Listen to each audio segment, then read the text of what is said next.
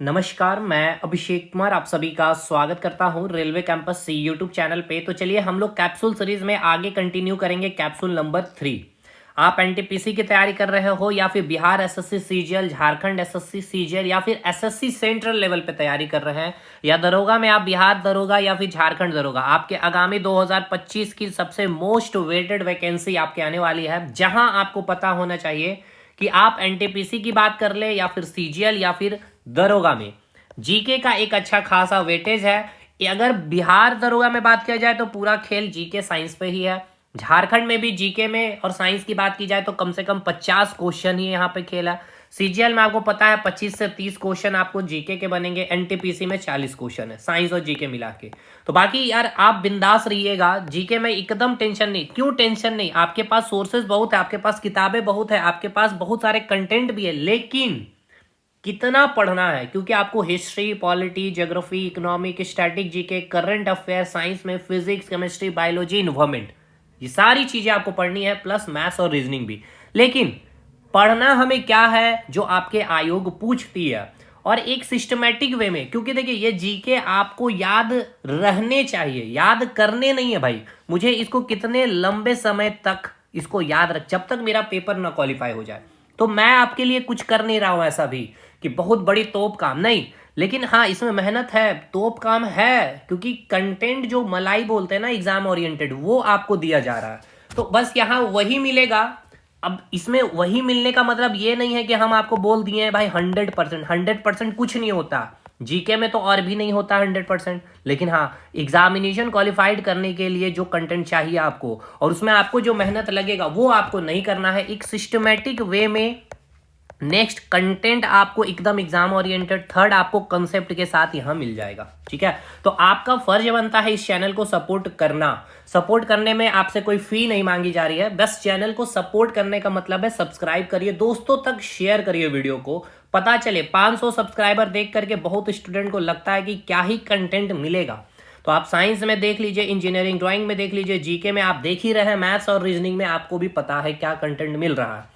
बाकी हमारा ऑलरेडी यहाँ पे एक बहुत अच्छे लेवल पे बहुत सपोर्टिव चैनल हमारे दोस्तों ने किया भी है। कई दोस्त सेलेक्ट भी लिए हैं रेलवे, एसएससी में और स्टेट अभी सीजीएल में भी। तो भाई ऐसी बातें नहीं, यहाँ हम लोगों ने फोकस कर लिया पूरा झारखंड बिहार को, इसीलिए तो आपका अगर सपोर्ट बनता है तो पूरी कंटेंट आपको दी जाएगी।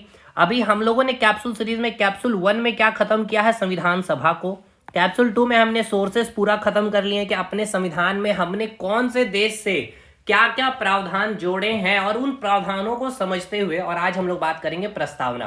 क्योंकि जब हम बात कर रहे होते हैं संविधान की, तो संविधान की जो निचोड़ है या संविधान की जो सार है वो ये प्रस्तावना में लिखी गई है, इसलिए हम लोग आज इसको खत्म भी करेंगे। बहुत इंपॉर्टेंट पार्ट है आपके एग्जाम के पॉइंट ऑफ व्यू से। रही बात पीडीएफ को लेकर, परेशानी नहीं होना है, आपको लिंक दिया गया है, टेलीग्राम ग्रुप को ज्वाइन कर लीजिएगा। अभी पीडीएफ वहां शेयर नहीं किया गया, रीजन ये है कि अभी कुछ चीजें मुझे अपडेट करनी। देखिए जो मैंने कहा ना सिस्टमेटिक वे में क्या होता है, देखिए जैसे कि आज हम लोग प्रस्तावना पढ़ेंगे, तो प्रस्तावना का जो भी पार्ट आपके एग्जाम के लिए पॉइंट ऑफ व्यू से इंपॉर्टेंट, ये सारा कुछ, लेकिन कुछ इसमें अपडेट करना मुझे, इसलिए इसको अपडेट करके ही अपडेट वहां पे मैं कर दूंगा टेलीग्राम ग्रुप में। तो आप इसको ज्वाइन कर लीजिएगा, आपको बता दी जाएगी कैसे चीजें मिलेगी, और सारा वीडियो भी आपको देखना। विदाउट वीडियो देखे भाई जीके में क्या ही करेंगे आप, चीजें अगर कंसेप्ट क्लियर नहीं है तो। चलिए अब आज का सेशन हम लोग स्टार्ट करते हैं। सबसे पहले समझते हैं कुछ कुछ चीजों को, क्योंकि अगर वो चीजें क्लियर हो जाएगी तो बेस हम लोगों का बन जाएगा। हमने पढ़ के अभी आया है कैप्सूल नंबर 1 में संविधान सभा के बारे में पढ़ा है ना भाई। हमने क्या पढ़ा है, हमने संविधान सभा के बारे पढ़ा है सर। ठीक है, संविधान सभा में हमने क्या जाना, संविधान सभा में हमने क्या जाना, भारत जब आजाद हुआ, भारत पे किसने राज कर रखा था भाई, अंग्रेजों ने कर रखा था, ब्रिटेन ने। तो हमने क्या मांगा ब्रिटेन से, हमने मांगा ब्रिटेन से संविधान सभा। हमने ये नहीं कहा कि भैया आप हमारा संविधान दो, आप हमारे लिए संविधान लिख करके दे दीजिए, हमने ये नहीं मांगा। क्यों नहीं मांगा, अब इसको भी समझिए। पहले देखिए, पहले तो ये समझना होना चाहिए आपको कि संविधान होता क्या है। संविधान जो है किसी भी देश की, ध्यान से सुनना है, क्यों हमने संविधान नहीं मांगा अंग्रेजों से, समझिए इसके पीछे का रीजन को समझिए। आखिर हमने संविधान ना मांग करके हमने संविधान सभा क्यों मांगा, जो हमने कैप्सूल 1 में पढ़ा। तो संविधान का अर्थ क्या है, पहले इसको हम जान लेते हैं कि संविधान जो है किसी भी देश की किसी भी देश की क्या होती है, सर्वोच्च, किसी भी देश की सर्वोच्च विधिक दस्तावेज होती है। क्या होती है? सर्वोच्च विधिक दस्तावेज होती है। इंग्लिश में लिखते हैं हम लोग इसको संविधान यानी कि कॉन्स्टिट्यूशन। ठीक है, इसको इंग्लिश में हम लोग क्या लिखेंगे? कॉन्स्टिट्यूशन। अब इसका मतलब ये इंग्लिश में कि किसी भी देश का ये सर्वोच्च विधिक दस्तावेज होता है, यानी कि ये लीगल डॉक्यूमेंट एक होता है। ये क्या होता है? लीगल डॉक्यूमेंट होता है किसी भी कंट्री की। अब ये लीगल डॉक्यूमेंट का मतलब क्या है, इसको समझिए। लीगल डॉक्यूमेंट का मतलब क्या है, यहां मैं लिख रहा हूं ऊपर में, ठीक है ना। लीगल डॉक्यूमेंट का अर्थ क्या समझिए। लीगल डॉक्यूमेंट यानी कि एक वर्ड यहां और भी आपको समझना होगा, लिखा गया है सर्वोच्च, यानी कि सुप्रीमेसी की बात की जाए। सुप्रीमेसी लीगल डॉक्यूमेंट होती है किसी भी कंट्री की, ये संविधान। सर्वोच्च का मतलब ही क्या हो गया कि अब इससे ऊपर कुछ नहीं होगा, है ना। इससे ऊपर अब कुछ भी नहीं। इससे ऊपर उस देश में, इससे ऊपर उस देश में कोई दूसरा कानून नहीं बनेगा। कोई दूसरा कानून नहीं बनेगा। कोई दूसरा कानून क्या होगा? नहीं बनेगा। ठीक है ना, कोई दूसरा कानून नहीं बनेगा, क्योंकि हमने अभी आपको बताया कि संविधान जो है किसी भी देश की सर्वोच्च विधिक दस्तावेज है। दस्तावेज मतलब डॉक्यूमेंट है। अब कैसी ये दस्तावेज है? तो ये सर्वोच्च है। सर्वोच्च मतलब कि अब इससे ऊपर कुछ नहीं होगा उस देश में। लेकिन क्या नहीं होगा? विधिक, यानी विधिक मतलब कानून। यानी कि ये जो संविधान है, इस संविधान में क्या लिखा गया है? कानून लिख दिया गया, लॉ लिख दिया गया, नियम लिख दिया गया है कि इसके तहत ही देश में अगर आपको कोई दूसरा कानून बनाना है तो आप इस संविधान के अधीन हो करके ही, इस कॉन्स्टिट्यूशन के अंडर ही आप कोई भी कानून या कोई भी लॉ का फॉर्मेशन कर सकते हैं। ये संविधान जो है एक विधिक, एक लीगल डॉक्यूमेंट है। अब इससे ऊपर दूसरा कोई कानून उस देश का नहीं होगा। ठीक है, अब ये संविधान क्यों लिख दिया गया इसको समझिए। संविधान क्यों लिखा गया इसको समझिए। जैसे कि हम बार बार आपको बताए हैं कि ये जैसे आपकी सरकार है, ठीक है, और ये आपकी जनता है। सरकार को क्या चाहिए? पावर चाहिए। ठीक है, सरकार को क्या चाहिए? पावर चाहिए। और हम और आप जो जनता है, हमें क्या चाहिए? हमें स्वतंत्रता चाहिए। लेकिन अगर हमें स्वतंत्रता बहुत अधिक, यानी 100% अगर हमें स्वतंत्रता मिल गई तो भी दिक्कत है। हम समाज में अराजकता फैला सकते हैं, है ना। हिंसात्मक रूप, कोई भी हिंसात्मक आंदोलन कर सकते हैं। तो इस प्रकार से हमें फुल्ली स्वतंत्रता भी नहीं मिलनी चाहिए। अगर 100% पावर मिल गई सरकार को तो ये फिर क्या करेगी? तानाशाही करेगी। तो अब सरकार को अब ऐसा भी नहीं है कि पावर नहीं मिलना चाहिए, मिलना भी चाहिए। और दूसरी बात, जनता को भी क्या है? स्वतंत्रता मिलनी चाहिए। लेकिन अब ये कौन डिसाइड करेगा? तो ये डिसाइड करेगा संविधान। मतलब हम संविधान जो है, संविधान ये बोल रहा सरकार को कि आपको बिल्कुल पावर दी जाएगी, लेकिन वो पावर आप कैसे यूज करेंगे? इस संविधान के अकॉर्डिंग यूज करेंगे। और संविधान जनता को भी कह रही है कि हम आपको स्वतंत्रता दे रहे हैं, लेकिन आपकी स्वतंत्रता की भी एक लिमिटेशन है, उस दायरे में रह करके। तो संविधान देखिए दोनों के बीच में क्या कर रहा है? हस्तक्षेप कर रहा है। सरकार और जनता के बीच में दोनों को कोऑर्डिनेशन का काम करती है। इसीलिए ये संविधान किसी भी देश के लिए बहुत जरूरी है। इसलिए हमने अब संविधान अंग्रेजों से नहीं कहा कि हमें संविधान दीजिए लिख करके, तो वो तो फिर अपने अकॉर्डिंग देंगे भाई। हमें अपने देश को चलाना है, हमें अपने देश को कैसे बनाना है, हमारा देश का भविष्य क्या होगा, वो हम खुद डिसाइड करेंगे। इसलिए संविधान हमने लिखा, हमारे संविधान निर्माताएं जो थे उन्होंने लिखा है। इसलिए हमने क्या मांगा? संविधान सभा मांगा, ताकि इस संविधान सभा में क्या होंगे? बहुत सारे मेंबर बैठेंगे। वो कल हमने डिसाइड कर लिया कितने मेंबर, ये सारी चीजें। ठीक है, फिर इसमें 12 मीटिंग हुए हैं, 11 सेशन हुए, वो सारी चीजें हमने देखी। तो संविधान समझ में आया क्या है? किसी भी देश की सर्वोच्च विधिक दस्तावेज है, लीगल डॉक्यूमेंट है, जो उस देश का क्या है? सर्वोच्च कानून होगा। उसके अंदर ही रह करके सरकार कोई भी कानून बनाएगी। ठीक है, यानी सरकार अगर बात किया जाए तो सरकार की जब आप बात करते हैं तो सरकार के कितने अंग है? सरकार के 3 अंग है। कौन कौन से 3 अंग है? आइए इस पे बात कर ले। सरकार के 3 अंग की जब आप बात करते हैं तो एक है आपकी कार्यपालिका, यानी इंग्लिश में इसको लिखेंगे एग्जीक्यूटिव। दूसरा है आपकी विधायिका, जिसे हम कहेंगे विधायिका को लेजिस्लेचर। और थर्ड है आपकी न्यायपालिका, जिसको हम लोग कहेंगे जुडिशियरी। ठीक है, अब ये विधायिका का कार्य क्या है? विधायिका का कार्य है, विधायिका में विधि छुपा हुआ, यानी कि इसका कार्य है विधि बनाना, यानी कि कानून का फॉर्मेशन करना, कानून निर्माण करने का काम करेगी। ठीक है ना, लॉ मेकिंग का कौन करेगा? आपका लेजिस्लेचर करेगा। और उस लॉ को लागू करना, यानी कि इंप्लीमेंट करने का कार्य कौन करेगा? आपकी कार्यपालिका करेगी। और न्यायपालिका क्या है, न्याय देने का कार्य करेगी। कोई भी कानून अगर गलत तरीके से सरकार ने बनाई है, इस संविधान के खिलाफ कोई भी कानून बनाई है, तो न्यायपालिका उसको क्या कर सकती है, उस कानून को रद्द भी कर सकती है। समझ में आया?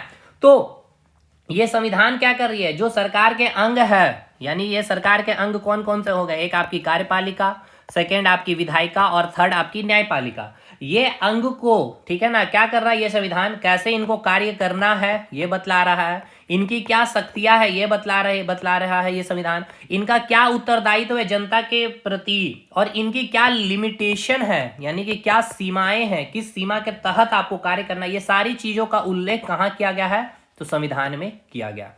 समझ में आ गया? ये सारी चीजें संविधान की बातें क्लियर हो गई? ठीक है सर, चलिए अब संविधान हम समझ लिए। लेकिन जब हम कल संविधान सभा पढ़ें, तो कल हम संविधान सभा जब पढ़ें तो हमने आपको एक बात कही थी कि संविधान सभा में, ठीक है ना, संविधान सभा में 13 दिसंबर 1946 को क्या किया गया था, पंडित जवाहरलाल नेहरू जी के द्वारा, ठीक है ना, नेहरू जी के द्वारा क्या गया था, एक ऑब्जेक्टिव रेजोल्यूशन यानी कि उद्देशिका प्रस्ताव रखा गया था। क्या किया गया था, ऑब्जेक्टिव रेजोल्यूशन। कल की क्लास आपको याद आ रही होगी, ऑब्जेक्टिव रेजोल्यूशन कहां रखा गया था, संविधान सभा में रखा गया था। ठीक है, अब ये संविधान सभा में रखा गया तो ये ऑब्जेक्टिव रेजोल्यूशन को क्या किया गया, डिस्कशन किया गया। इस पे जो भी संविधान सभा में जो सदस्य हैं उन्होंने क्या किया, इनके ऑब्जेक्टिव रेजोल्यूशन को, जिसको हम लोग क्या कहते हैं, उद्देशिका का नाम देते हैं। ठीक है, इसको क्या किया, इन्होंने पढ़ा, डिस्कशन किया, देन ये ऑब्जेक्टिव रेजोल्यूशन को क्या किया गया, एक्सेप्ट किया गया। कब, 22 जनवरी 1947 को, ये याद करना है आपको, 22 जनवरी 1947 को क्या कर लिया गया, एक्सेप्ट कर लिया गया। और यही उद्देशिका जो है अभी हम लोग संविधान में किस नाम से इसको जानते हैं, प्रस्तावना के नाम से जानते हैं, या फिर उद्देशिका ही हम लोग इसे कहते हैं। ठीक है, समझ में आया ये उद्देशिका का कंसेप्ट। अब बात करते हैं कि आज जो हम लोग पढ़ने वाले हैं प्रस्तावना, ये प्रस्तावना का मतलब क्या है इसको समझिए। अगर बात किया जाए तो प्रस्तावना सही वर्ड नहीं है, उद्देशिका सही वर्ड है, लेकिन आप जिस एग्जामिनेशन की तैयारी कर रहे हो उसके लिए काफी है प्रस्तावना बोलना भी, कोई दिक्कत नहीं है। लेकिन हाँ, जब हमने जेपीएससी में क्लास लिया तो वहां हमने बताया कि प्रस्तावना और उद्देशिका के बीच का डिफरेंस क्या है। प्रस्तावना हमारे संविधान में नहीं, उद्देशिका की चर्चा की गई है। खैर चलिए, हम आपको इस एग्जामिनेशन में लेके चलते हैं एनटीपीसी सीजीएल दरोगा में। तो प्रस्तावना क्या है, प्रस्तावना जो आपकी संविधान है, उस संविधान की जो सार है, समझ में आ रहा है ना, सार मतलब सारांश, या कहा जाए तो पूरे सारांश, या फिर उसकी जो निचोड़ है वो कहां रख दिया गया है, हमारे प्रस्तावना में रख दिया गया है। या फिर बहुत सारे ऐसे पर्सनालिटी रहे संविधान के, जो राजनीतिज्ञ हैं, उन्होंने बहुत सारे कोटेशन दिया कि ये जो प्रस्तावना है कि हमें ये बतला रहा है कि जो हमारे संविधान निर्माता थे, यानी कि जो संविधान का जो जो निर्माण किए हैं, उनकी क्या विचार थी, वो आप जब प्रस्तावना को पढ़ेंगे उससे आपको पता चलेगा। उनकी क्या दीर्घकालीन सपने थे, उन सपनों के बारे आप जान पाएंगे। तो ये आपकी प्रस्तावना से पता चलता। तो प्रस्तावना क्या है, अगर सिंपल शब्दों में कहा जाए तो प्रस्तावना संविधान की क्या है, सार है, यानी कि एक निचोड़ है। जैसे अब आपने जैसे कि प्रस्तावना को पढ़ा है किताबों में, तो एक बहुत लंबे चौड़े आप चीजों को पढ़ रहे हैं, उसको हम यहाँ निचोड़ के फॉर्म में आपको देखिए 4 पेज में यहाँ पे हमने खत्म कर दिया। तो ये आपका एक प्रस्तावना हो गया। ठीक है, लेकिन हाँ, वो जो किताब आप पढ़ रहे हैं वो पूरा संविधान हो गया। क्लियर हो गया, प्रस्तावना और संविधान, पहले ये चीजें समझिए। यहां तक बातें क्लियर है या नहीं ये बतलाइएगा। तो अब आगे बढ़ते हैं कि अब हमारा जो संविधान जो तैयार हुआ, ठीक है, संविधान जो हमारा तैयार हुआ कब, 26 जनवरी 1949 को। ठीक है ना, 26 जनवरी 1949 को क्या कर दिया गया था, हमारे संविधान को अंगीकृत कर दिया गया था। क्या कर दिया गया था, अंगीकृत किया गया था। तो एक बात आपको यहां समझना है, 26 जनवरी नहीं है भाई, 26 नवंबर 1949 होगा। ठीक है, 26 नवंबर 1949 को क्या किया गया, संविधान को अंगीकृत किया गया। इसके मतलब को भी समझिए कि इसका मतलब क्या है। 26 जनवरी 1949 जो हम लोग बार बार लिखते हैं और 26 जनवरी 1950 जो हम लोग लिखते हैं, इसके मतलब को समझिए। पहले हुआ क्या है यहाँ पे, 26 जनवरी 1949 को हमने क्या किया, अंगीकृत कर लिया अपने संविधान को। और फाइनली जब संविधान को लागू करने की जब बात आई, वो कब हुई, 26 जनवरी 1950 को हमने क्या किया, अपने संविधान को लागू किया है। अब इस पॉइंट को समझिएगा थोड़ा, यहां से क्वेश्चन आपके एग्जाम में बनता है।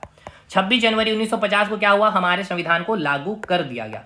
एक तो सबसे पहला पॉइंट आपको यहां पे ये समझना है कि जो 26 नवंबर की जो आप बात कर रहे हैं, 26 नवंबर को हम कौन सा दिवस मनाते हैं? तो संविधान दिवस मनाते हैं। ये तो क्वेश्चन पूछता है, अब ये पुराना क्वेश्चन हो गया। अब नए क्वेश्चन क्या पूछे जा रहे हैं?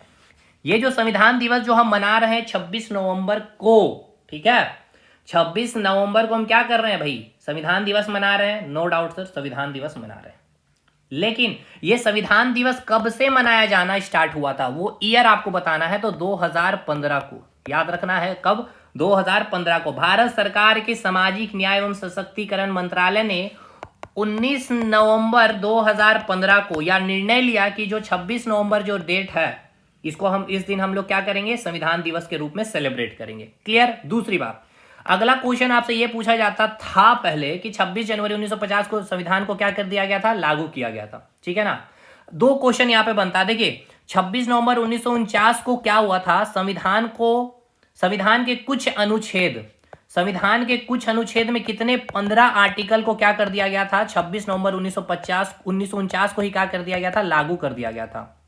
लेकिन संविधान में कुल अनुच्छेद कितने थे? 395 अनुच्छेद थे। तो पूरी ये 395 अनुच्छेद कब लागू हुआ? 26 जनवरी 1995 को। इसलिए हम लोग कहते हैं कि संविधान को संपूर्ण रूप से, ये क्वेश्चन आपका बनता है अब लेटेस्ट पैटर्न में, संपूर्ण रूप से कब लागू किया गया था? 26 जनवरी 1950 को। लेकिन आंशिक रूप से अगर आपको एक वर्ड लिख दिया जाए, आंशिक रूप से कब लागू किया गया था? तो कब किया गया था? 26 जनवरी 1949 को। क्योंकि इस समय 26 नवंबर 1949 को 15 आर्टिकल्स को क्या कर दिया गया? इंप्लीमेंट कर दिया गया था। 15 आर्टिकल का मैं नाम लिख दे रहा हूं, शायद आपके एग्जाम में ना पूछे, लेकिन फिर भी आपकी जानकारी के लिए, article number 5, article number 6, article number 7, 8 और 9 ये इंप्लीमेंट किया गया था। फिर आर्टिकल 60 इंप्लीमेंट किया गया था, आर्टिकल 324, आर्टिकल 366, उसके बाद आर्टिकल 367, कितना हो गया? 5 5 4 9 67 हुआ। इसके बाद आर्टिकल 379 भी इंप्लीमेंट कर दिया गया था, आर्टिकल 380 भी इंप्लीमेंट किए गए थे, आर्टिकल 388 भी इंप्लीमेंट किया गया था, और आर्टिकल 391, 392 एंड 393 ये आर्टिकल आपको कब इंप्लीमेंट कर दिया गया था? ये सारे आर्टिकल आपको 26 नवंबर 1949 को लागू कर दिए गए थे। लेकिन संविधान में अनुच्छेद कितने थे? 395 अनुच्छेद थे। तो केवल ये 15 अनुच्छेद क्या हुआ था? 26 नवंबर 1949 को लागू हुआ था। इसलिए आंशिक रूप से, ठीक है ना, पार्शियली अगर पूछा जाएगा संविधान को कब लागू किया गया था, तो क्या कहेंगे? 26 नवंबर 1949। लेकिन कंप्लीटली संविधान को लागू कब किया गया? 26 जनवरी 1950 को। ठीक है, यहां तक क्लियर है? कितने आर्टिकल्स थे? 15 आर्टिकल्स, ये मैंने बता दिए। संविधान दिवस कब से मनाना स्टार्ट हुआ था? 2015 से। डेट 19 नवंबर 2015 को भारत सरकार की तरफ से कहा गया कि 26 नवंबर को हम क्या करेंगे? संविधान दिवस मनाएंगे। लेकिन एक सवाल और भी यहां आता है कि 26 नवंबर और ये जो 26 जनवरी जो देख रहे हैं, 26 नवंबर और ये जो आपको 26 जनवरी जो दिख रहा है, यहां पे जो गैप देख रहे, कितने दिन का गैप है? 2 महीने का गैप है। तो भैया हमने इस समय क्यों नहीं इंप्लीमेंट कर दिया था? ये भी सवाल आपका बनता है। तो देखिए हुआ क्या था, 1929 में आईएनसी का, इंडियन नेशनल कांग्रेस का एक अधिवेशन हुआ था। ये अधिवेशन को हम लोग क्या, ये अधिवेशन कहाँ हुआ था? लाहौर में अधिवेशन हुआ था। ठीक है ना? इस लाहौर अधिवेशन में ही डिसीजन लिया गया था कि हम लोग प्रत्येक वर्ष 1930 से 26 जनवरी को क्या करेंगे? हम लोग स्वतंत्रता दिवस मनाएंगे। इसलिए ये दिन को यादगार बनाने के लिए हम लोग 1930 से ही क्या कर रहे हैं? 26 जनवरी को स्वतंत्रता दिवस मना रहे हैं। तो अब 26 नवंबर के बाद बहुत सामने ही था हमारा क्या? 26 जनवरी। इसलिए हमने 2 महीने का वेट किया और 26 जनवरी को एक यादगार दिवस के रूप में जो हमने क्या किया था, 1929 के लाहौर अधिवेशन में डिसीजन लिया था कि 1930 से हर प्रतिवर्ष 26 जनवरी को स्वतंत्रता दिवस मनाएंगे। तो ये 26 जनवरी पूरे विश्व में या फिर पूरे भारत में एक यादगार दिवस के रूप में बने, इसलिए हमने 26 जनवरी को क्या किया? अपना संविधान को लागू किया। यहां तक कंसेप्ट क्लियर है या नहीं, ये बताइएगा। ठीक है भाई, यहां तक चीजें तो क्लियर है सर। अब बात करते हैं, अब हम लोग आते हैं यहां तक। ये सारे आपके एग्जाम के क्वेश्चन है, एक भी सिंगल ऐसा कोई भी चीजें यहां नहीं बताया गया, आपके क्वेश्चन नहीं बनेंगे। ठीक है, थोड़ा डेप्थ लेवल पे जाके कि जैसे ये सब आर्टिकल भी आपको मैंने डिस्कशन कर दिया। अब ये सब जितने आपके आर्टिकल यहां से दिख रहे हैं, ये आपको नागरिकता में पूछा जाता है भाई, इसीलिए क्योंकि ये आर्टिकल को इंप्लीमेंट करने का पीछे का मैं भी थोड़ा सा लॉजिक बता दूं। हुआ क्या था कि जैसे ही भारत, समझिए, देखिए भाई, भारत आजाद कब हो रहा, एक कंसेप्ट को यहां पे मैं दे दे रहा हूं। भारत आजाद कब हो रहा? 1947 में। ठीक है, संविधान लागू कब हो रहा है? 26 जनवरी 1950 में। लेकिन जब भारत आजाद हो गया 1947 में, तो भारत के पास अपना तो कोई संविधान था नहीं। भारत के पास तो कोई संविधान था नहीं। तो भारत, आगे हम लोग पढ़ लेते हैं इसको भी। तो हुआ क्या था कि बहुत सारे पाकिस्तान, जो भारत से कुछ लोग पाकिस्तान चले गए थे और फिर बहुत से लोग पाकिस्तान से भारत आए थे, लेकिन फिर इसी बीच बहुत लोग पाकिस्तान से फिर कुछ भारत आने लगे। तो भाई अब आप भारत अगर आ रहे तो आपको नागरिकता लेनी होगी। तो इसीलिए तुरंत ही आनन फानन में 26 नवंबर जैसे ही हमारा संविधान अंगीकृत किया गया, तो ये नागरिकता के जितने आर्टिकल आप दिख रहे हैं 5, 6, 7, 8, 9, ये आर्टिकल को उसी समय लागू कर दिया गया कि अगर आप आ रहे हैं भारत तो भाई आर्टिकल 5, 6, 7, 8, 9 इसके अधीनता ही आपको भारत की नागरिकता मिलेगी। ठीक है, क्योंकि भाई ऐसा नहीं है कि भाई फिर देश की जनसंख्या भी बढ़ती चली जा रही थी और कोई भी आ जाए भारत में आकर रहना स्टार्ट कर देता, इसलिए हम लोग 26 नवंबर को ही क्या कर दिए, इंप्लीमेंट कर दिए थे नागरिकता के ये आर्टिकल्स। चलिए अब बात करते हैं हम लोग प्रस्तावना की। तो सबसे पहले प्रस्तावना की बात करने से पहले कि प्रस्तावना में लिखा क्या गया है इसको हम लोग पहले पढ़ते हैं। यहां से ये काफी इंपॉर्टेंट है, यकीन मानिए आपको इस तरह से नहीं मिलेगा भाई क्लास यूट्यूब पे या पेड क्लास में भी। प्रस्तावना यानी कि उद्देशिका में क्या लिखा गया पहले समझिए। उद्देशिका में लिखा गया है हम भारत के लोग, ठीक है ना, क्या लिखा गया है, हम भारत के लोग। क्लियर है, कौन है, देखिए 2 वर्ड यहां पे ध्यान रखना, एक वर्ड आपको दिखा है अभी लोग और इसके बाद आपको दिखेगा नागरिक भी, इसको समझेंगे हम लोग। तो यहां पे क्या बोला गया है, यहां कहा गया कि हम भारत के लोग। चलिए भाई एक बार फिर से आते हैं हम लोग। उद्देशिका का जो पहला शब्द ही आपको जो देखिए ये पहला शब्द मतलब कहने का मतलब क्या है, आपको जो यहां से चीजें लिखना स्टार्ट हुई है ये आके फाइनली यहां पे पूर्ण विराम यानी कि फुल स्टॉप देखने को मिलेगा। यानी कि ये पूरा का पूरा एक सेंटेंस है प्रस्तावना में, जो बातें लिखी गई ये पूरा का पूरा एक सेंटेंस है, यानी एक वाक्य है। समझिए भाई, अच्छे से पढ़िए चीजों को अगर पढ़ रहे हैं तो। क्या लिखा हुआ चलिए पढ़ते हैं। लिखा गया उद्देशिका में क्या कि हम भारत के लोग, ठीक है, हम भारत के लोग, भारत के लोग। अब इसको समझिए, हम भारत के लोग यानी हम और आप क्या कर रहे हैं, भारत को एक संपूर्ण प्रभुत्व संपन्न, अब इसका मतलब हम समझाएंगे कि संपूर्ण प्रभुत्व संपन्न का मतलब क्या होता है।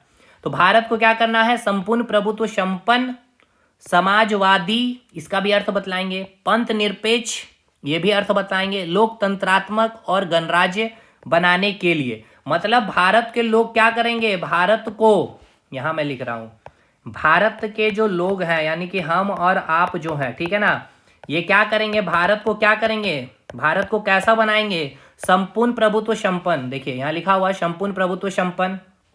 उसके बाद समाजवादी बनाना है, पंथ निरपेक्षवाद बनाना है, लोकतंत्रात्मक और गणराज्य राज्य बनाना है भारत को। उसके बाद लिखा गया है तथा उसके समस्त, देखिए एक वर्ड आपको मिलेगा अब नागरिक, यानी यहां अभी तो बात की गई लोग की और अब बात हो रही है नागरिक की, इसको भी मैं आपको समझाऊंगा।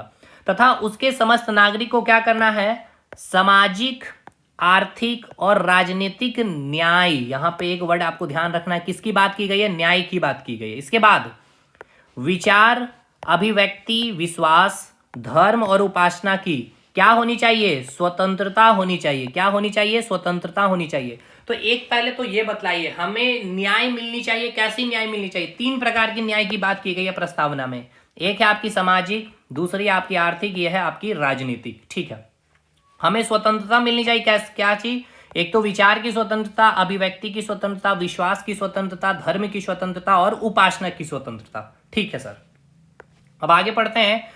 प्रतिष्ठा और अवसर, प्रतिष्ठा और अवसर की समता। अब बात की गई है समता की, यानी कि समता की यानी कि इक्वलिटी की। तो हमें कैसी इक्वलिटी चाहिए, प्रतिष्ठा की, अवसर की, यानी हमें समान अवसर मिलना चाहिए। हमारी जो भी क्वालिफिकेशन है उसके अनुसार सभी लोग, अगर आपके पास बीटेक है और उनके पास भी बीटेक, तो दोनों को सेम अपॉर्चुनिटी मिलने, यानी कि इक्वलिटी की बात की गई है।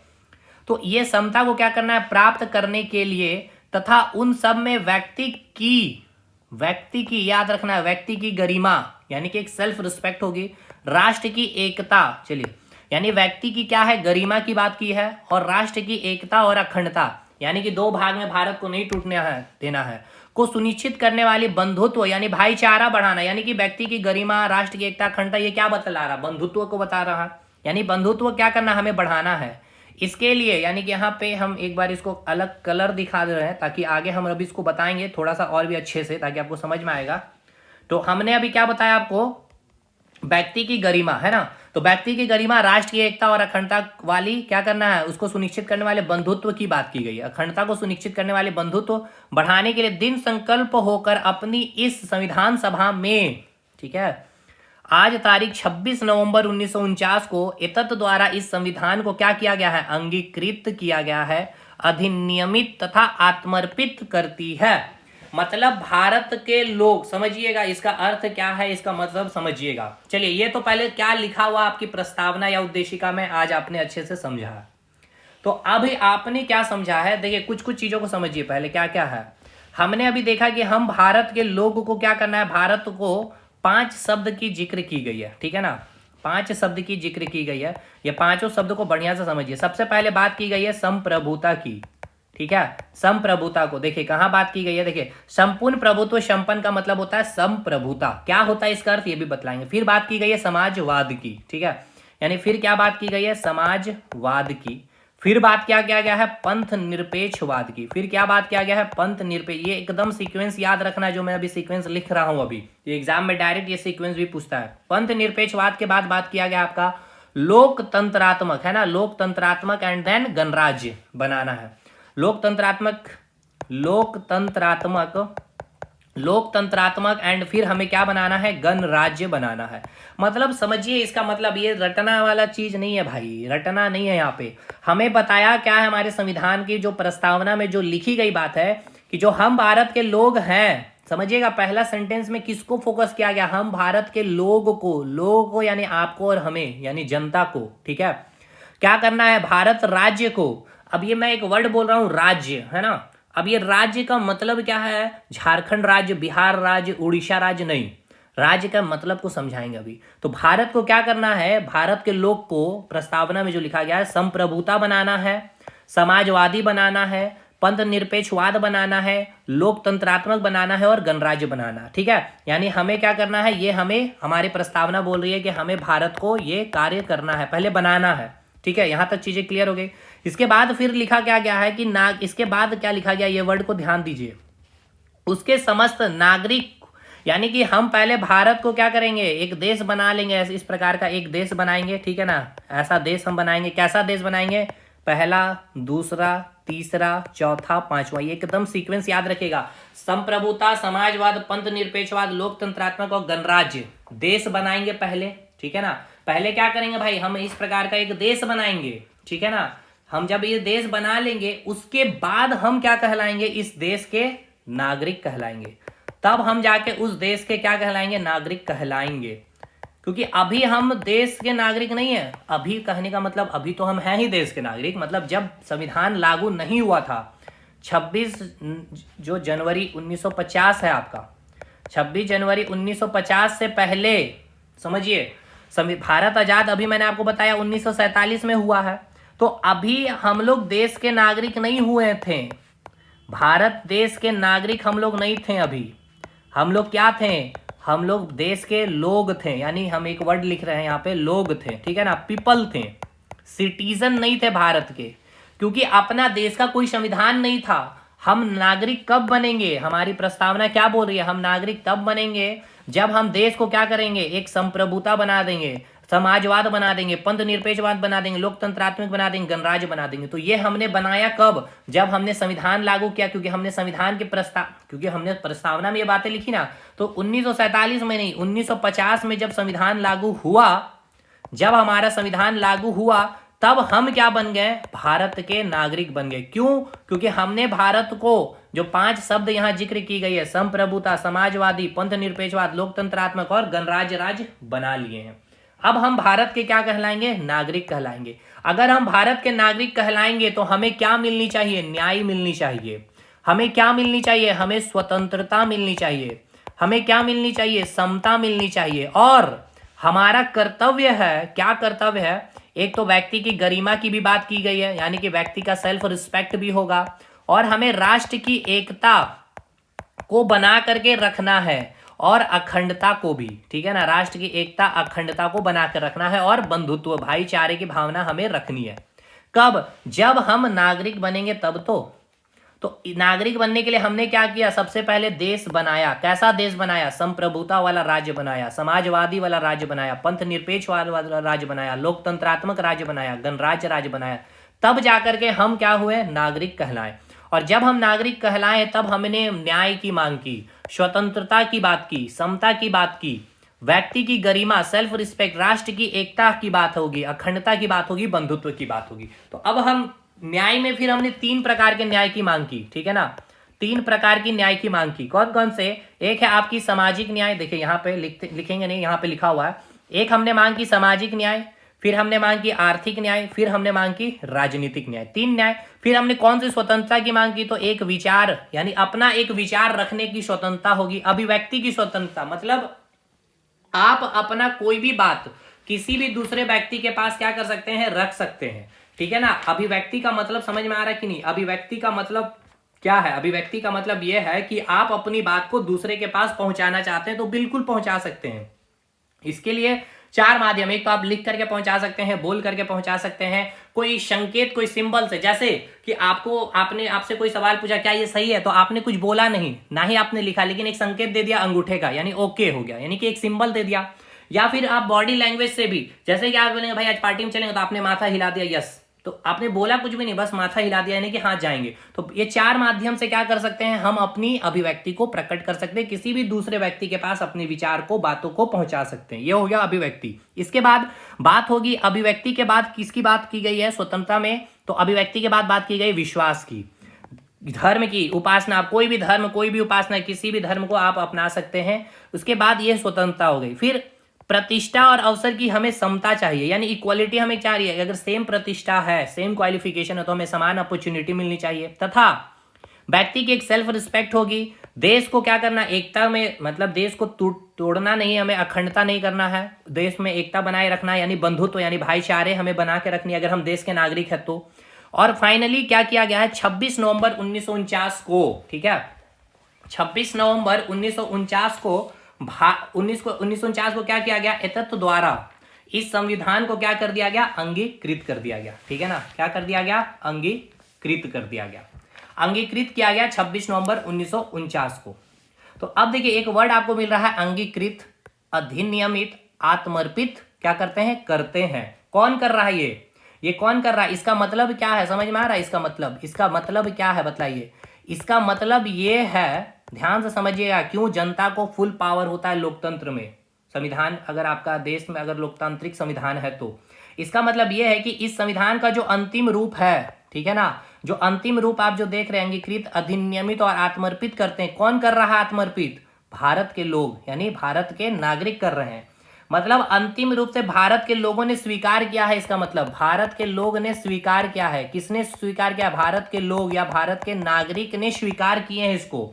इसलिए संविधान की जो अंतिम शक्ति है, संविधान की जो अंतिम शक्ति है किसके पास है? भारत के लोगों के पास होगी। किसके पास होगी? भारत के लोगों के पास होगी। इसलिए कहा जाता है, क्योंकि यहाँ पे साफ साफ प्रस्तावना में लिखी गई है बातें भाई, इसलिए तो कहा जाता है जो प्रस्तावना है संविधान की आत्मा है। आप जब प्रस्तावना पढ़ रहे हैं तो इससे आपको क्या पता चल रहा है कि देश की क्या ढांचा होगी भविष्य में। जो संविधान के जो निर्माता थे, उन्होंने भविष्य को क्या सोच करके, उनके क्या विचार थे, क्या उनके सपने थे, देश को कैसा बनाना था, ये प्रस्तावना को पढ़ने के बाद आप समझ पा रहे होंगे। आप आप संविधान पढ़ने में या संविधान पढ़ने में आपको सारे आर्टिकल्स पढ़ने में जितना समय देना पड़ेगा, उससे कम समय ही आप प्रस्तावना को पढ़ के पता कर सकते हैं कि भारत का संविधान कैसा है, ठीक है। तो यहां पे आपको यह पता चल रहा है कि पूरी की पूरी अंतिम शक्ति जो प्रस्तावना के अनुसार पता चल रहा है कि फुल पावर किसके पास है? देश की जनता के पास है। चलिए अब एक एक करके हम लोग एक एक शब्द को समझेंगे। पहले तो ये सीक्वेंस याद रखना है। सबसे पहले क्या लिखा गया है प्रस्तावना में? संप्रभुता। अब इंग्लिश में इसको लिख ले रहे हैं। संप्रभुता का मतलब होता है सोवरेनिटी। समाजवाद का मतलब हो गया सोशलिज्म। पंथ निरपेक्ष का मतलब हो गया सेक्युलरिज्म। लोकतंत्रात्मक का मतलब हो गया डेमोक्रेसी। गणराज्य या गणतंत्रात्मक कहा जाता है, इससे का मतलब होता है रिपब्लिक, ठीक है। यहाँ पे न्याय का अर्थ इंग्लिश में क्या बोलेंगे भाई? न्याय का आप मतलब न्याय को इंग्लिश में क्या ही बोला जाएगा? जो भी है। स्वतंत्रता हो गया, आपकी फ्रीडम हो गई, समता इक्वालिटी हो गई, सेल्फ रिस्पेक्ट हो गया, एकता और अखंडता यानी इंटीग्रिटी की बात की गई है, ठीक है। चलिए अब यही चीज आप जब यहाँ देखेंगे तो यहाँ पर वही चीज यहाँ पे लिखा गया। अब एक बात और, यहाँ पे एक सवाल आपको याद रखना है। देखिए सबसे भारत का जो प्रस्तावना है, ठीक है ना, भारत की जो प्रस्तावना आप जो देख रहे हैं, ये प्रस्तावना सबसे पहले कहाँ आया था, किस देश के संविधान में? तो याद रखिएगा अमेरिका के संविधान में सबसे पहले प्रस्तावना लिखी गई थी, ठीक है ना, सबसे पहले चर्चा की गई थी। तो विश्व का पहला देश कौन सा है? अमेरिका है, जिसके संविधान में, ठीक है ना, जिसके संविधान की जो शुरुआत है, हमारे भी संविधान की शुरुआत किससे होती? प्रस्तावना से ही होती। प्रस्तावना सही वर्ड नहीं है, उद्देशिका लिखना ही सही वर्ड होगा, ठीक है ना, उद्देशिका, ठीक है। तो विश्व का सबसे पहला देश, क्वेश्चन पूछेगा, जिसमें संविधान की शुरुआत किससे होती है? उद्देशिका से होती। कौन सा है? वो है आपका अमेरिका, ठीक।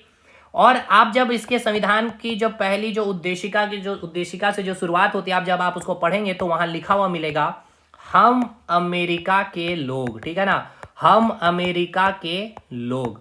यानी क्या कि we the people of America, ठीक है ना। तो हमने आपसे ये क्वेश्चन पूछना चाहा है, एग्जामिनर ने आपसे पूछा है कि जो उद्देशिका है, उद्देशिका में लिखा गया जो पहला शब्द हम भारत के लोग, और ये लिखा गया we the people of India, ये हमने कहां से लिया है? तो हमने अमेरिका से लिया है, क्योंकि अमेरिका का जो संविधान है उसकी भी शुरुआत उद्देशिका से होती है। ये पहला देश है जहां पे संविधान की शुरुआत उद्देशिका से हुई थी, जिसमें पहला शब्द ही लिखा गया है, हम अमेरिका के लोग। उसी प्रकार हमने अमेरिका से ही लिया है, हम भारत के लोग।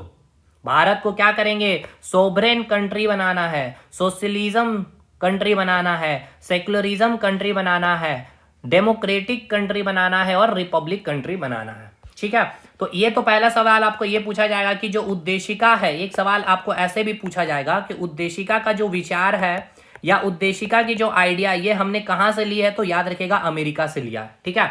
अब ये जो उद्देशिका की शुरुआत जो हो रही है, किससे हो रही है? हम भारत के लोग से हो रही है। किससे हो रही है?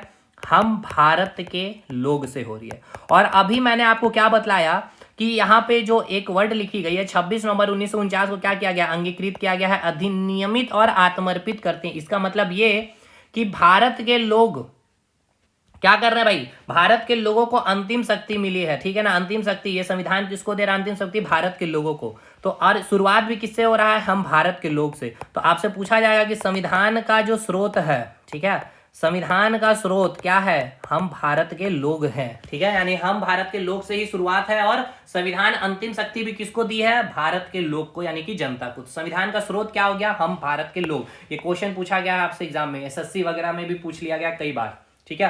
तो संविधान का स्रोत क्या हो गया? हम भारत के लोग। तो पहला लाइन क्लियर हो गया भाई। चलिए अब एक एक लाइन हम लोग आगे बढ़ते जाएंगे, पूरा सेंटेंस को खत्म करेंगे, समझेंगे, यहीं से आपका पूरा प्रस्तावना खत्म भी हो जाएगा।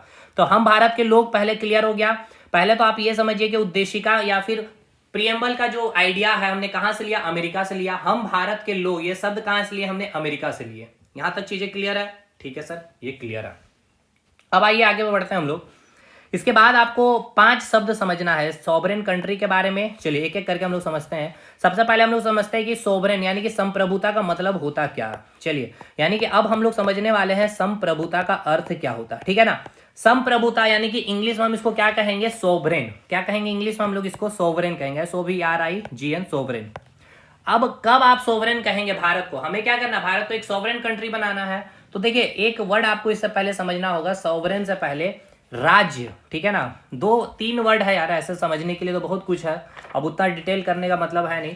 हम बस यहीं पे आपको डिटेल नहीं, बस थोड़ा सा ही हिंट्स दे के निकलेंगे आगे कि जब भी हमें राज्य की बात करनी होगी, ठीक है ना, जैसे कि हम लिख रहे हैं राज्य, ठीक है। अब ये वो राज्य नहीं है झारखंड राज्य, भारत राज्य, ठीक है। तो भारत राज्य लिखेंगे कब आप, यानी भारत को आप राज्य कहेंगे कब? तो राज्य कहने के लिए आपके पास 4 शर्त आपको फॉलो करना होगा, ठीक है ना। आपको 4 शर्त फॉलो करना होगा। पहला शर्त क्या है कि आपके पास क्या होना चाहिए? एक भूभाग होना चाहिए, यानी क्या होना चाहिए? आपके पास एरिया होना चाहिए, ठीक है। नेक्स्ट, आपके पास क्या होनी चाहिए? एक जनसंख्या होनी चाहिए। थर्ड, आपके पास क्या होनी चाहिए? आपकी एक अपनी स्टेबल सरकार होनी चाहिए। और फोर्थ केस में क्या चाहिए? संप्रभु, यानी कि सोवरेनिटी चाहिए। अब आइए बात करते हैं, भारत क्या है? एक संप्रभुता वाला राज्य है, यानी कि संपूर्ण प्रभुत्व संपन्न है। संपूर्ण प्रभुत्व संपन्न क्या है? एक राज्य है। तो भारत को हम जब राज्य कह रहे हैं, इसका मतलब ये चारों सेटिस्फाई कर रहा। तो देखिए भारत का अपना एक भूभाग है, यस सर, भारत का अपना एक मैप है, बिल्कुल भूभाग है। भारत की अपनी एक जनसंख्या है भैया, पूरे विश्व का सबसे ज्यादा जनसंख्या वाला देश, आबादी वाला देश भारत है, 140-145 करोड़ है। भारत की अपनी एक स्टेबल सरकार है, बिल्कुल। अब आइए, वर्ड एक है आपका संप्रभुता, इसका अर्थ अब हमें मेनली समझना है। अगर भारत को राज्य कहना है या किसी भी देश को राज्य कहना है तो ये 4 चीज को फॉलो करना होगा। तो भारत इसको तो फॉलो कर रहा है, एक अपना भूभाग है, जनसंख्या भी सबसे सुप्रीमेशी में है, सरकार भी है। तो क्या भारत संप्रभु है, सोवरेन है? अब ये कैसे पता करेंगे? देखिए, संप्रभु का अर्थ क्या है, इसका मतलब समझिए। संप्रभु का मतलब यह है कि जो राज्य है, यानी जो भारत राज्य है, वहां की जो सरकार है उससे ऊपर अब कोई शक्ति नहीं है। मतलब राज्य के ऊपर कोई शक्ति नहीं है। मतलब इस राज्य के ऊपर अगर संप्रभु राज्य है, अगर भारत एक राज्य है तो संप्रभु है। संप्रभु कहने का मतलब कि अब उस राज्य के ऊपर कोई शक्ति नहीं होगी, मतलब उससे ऊपर अब कोई दूसरा शक्ति नहीं है। वो राज्य इंडिपेंडेंट है कोई भी निर्णय लेने के लिए, अपने देश के लिए, भारत के लिए सरकार क्या है, इंडिपेंडेंट है ना, कोई भी कानून बनाने के लिए संविधान के अकॉर्डिंग ही। क्या अमेरिका आके बोल सकता है कि आप सिटीजनशिप के लिए आप कानून नहीं बना सकते हैं? या कोई नए राज्य का फॉर्मेशन पाकिस्तान कुछ बोल सकता? नहीं, हम एक स्वतंत्र हैं, हम इंडिपेंडेंट है, क्योंकि हम एक सोवरेन है। हम सोवरेन क्यों है? क्योंकि भाई हम इंडिपेंडेंट, हमारी एक सेल, अपनी एक स्टेबल सरकार है, अपनी एक जनसंख्या, अपनी एक भूभाग है। तो हम क्या है, एक भारत राज्य है। तो भारत अगर राज्य है तो भारत की सरकार के ऊपर ना तो इंटरनली और ना ही एक्सटर्नली किसी का भी भाई क्या होगा, दबाव होगा। जैसे इंटरनली और एक्सटर्नली को समझिए, इंटरनली और एक्सटर्नली, हम भारत के अंदर सरकार, बीजेपी अभी गवर्नमेंट है, कोई भी कानून बना सकती है। क्या अदर देश कोई भी क्या कर सकता है, दबाव डाल सकता है? नहीं डाल सकता है। एक्सटर्नली कैसे कि भारत चाहे तो अमेरिका के साथ, भारत चाहे तो रशिया के साथ कोई भी ट्रेड का समझौता कर सकता है, या कोई भी फाइनेंशियली समझौता कर सकता है, किसी भी तरह की क्या कर सकता है, संधि या कोई भी ट्रीटी कर सकता है। क्या कोई दूसरा देश क्या दबाव डालेगा? नहीं। तो भारत क्या है, एक संप्रभु। संप्रभु का मतलब समझ में आ गया। तो भारत के पास देखिए ये चारों कंडीशन सेटिस्फाइड हो गई। अपनी क्या हो गई भाई, अपनी एक भूभाग हो गई, जनसंख्या हो गई और सोवरेन हो गया। तो भारत को हम क्या कहेंगे, भारत एक राज्य है, भारत क्या है, एक स्टेट है। क्लियर है? तो अब एक वर्ड आपको क्लियर हो गया, क्या हो गया आपको क्लियर, संप्रभुता के बारे क्लियर हो गई। ठीक है, संप्रभुता का अर्थ क्लियर है। लेकिन अब एक चीज को समझिए, इसको मैं एक एग्जांपल देके समझाता हूं। भारत जब 1947 को आजाद हुआ तो भारत संप्रभुता वाला राज्य नहीं था। क्यों नहीं था, समझिए इसको। भारत संप्रभुता वाला राज्य नहीं था, कैसे समझिए। 1947 में भारत आजाद तो हो गया, लेकिन 1947 से 1950 के बीच जो है ना, भारत को डोमिनियन स्टेट का दर्जा दिया गया था।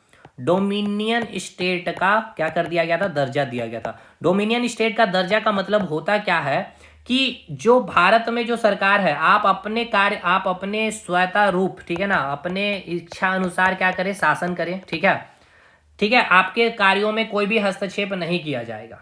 जैसे अगर देखेंगे, पहले भारतीय गवर्नर जनरल बनाए गए थे, पहले भारतीय, क्या मैं बोल रहा हूं, गवर्नर जनरल, ठीक है ना, गवर्नर जनरल बनाए गए थे किसको, सी राजगोपालचारी को। लेकिन इसको बनाया किसने था, ब्रिटेन की जो महाराजा महारानी है उनको। और यही ये जो गवर्नर जनरल, यही क्या है, हेड है। तो आप शासन करिए, भारतीय जनता के ऊपर आपको जैसे शासन करनी है, कोई भी ब्रिटेन के महाराजा महारानी की तरफ से हस्तक्षेप नहीं किया जाएगा। लेकिन जो हेड है भाई, गवर्नर जनरल, उसको चुन करके कौन भेजेगी, ये भाई ब्रिटेन की महाराजा महारानी भेजेगी। तो ये डोमिनियन स्टेट का दर्जा है। लेकिन जब संविधान लागू हो गया भारत का, यानी भारत क्या बन गया, एक संपूर्ण प्रभुत्व संपन्न राज्य बन गया। देखिए यहां लिखा गया ना, प्रस्तावना में लिखा गया संपूर्ण प्रभुत्व संपन्न राज्य।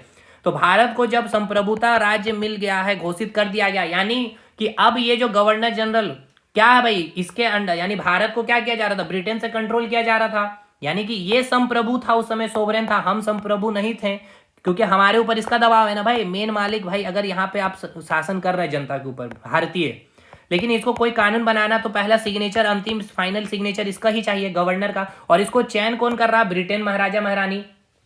तो हम अभी भी क्या थे, अधीन होकर के कार्य कर रहे थे, हम संप्रभु नहीं थे। लेकिन फाइनली जब 1950 को संविधान लागू हुआ तो अब यही जो गवर्नर जनरल था, इसको हटा करके इसको क्या नाम दिया गया, राष्ट्रपति का नाम दिया गया। और पहले राष्ट्रपति किनको बनाया गया, डॉक्टर राजेंद्र प्रसाद को। तो समझ में आया, संप्रभु का एक एक एग्जाम्पल भी मैंने दे दिया। चलिए अब बात करते हैं हम लोग किसकी, अब हम लोग बात करेंगे समाजवाद की। ठीक है ना, देखिए समाजवाद से सबसे पहला सवाल आपको क्या बनेगा, समाजवाद से आपको पहला सवाल आपको बनता है कि ये जो समाजवाद शब्द है, यानी कि सोशलिज्म जो शब्द है, ये हमने कहां से लिया है। तो हमने यूएसएसआर से लिया है, या आप इसे ही रूस कहते हैं।